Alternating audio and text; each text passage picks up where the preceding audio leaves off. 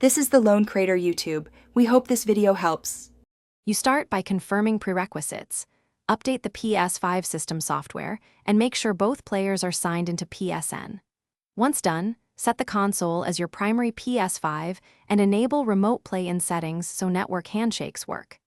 Next, launch the game and open the control center. You need a party and the SharePlay host invited.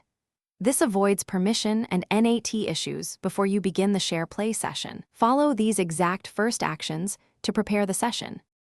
You'll now establish the session.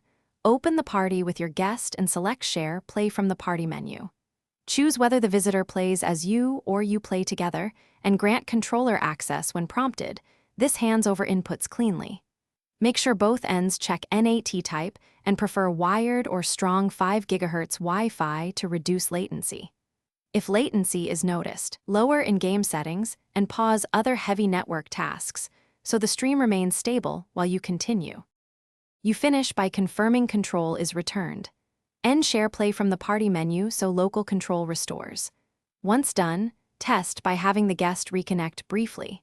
If problems persist, reboot the router and both Ps5 consoles to clear transient network or session faults. This often fixes port mapping and NAT glitches.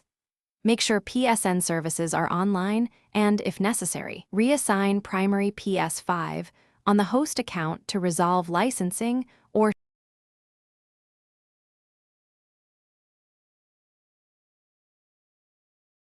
Thanks for watching. Consider subscribing if we helped you.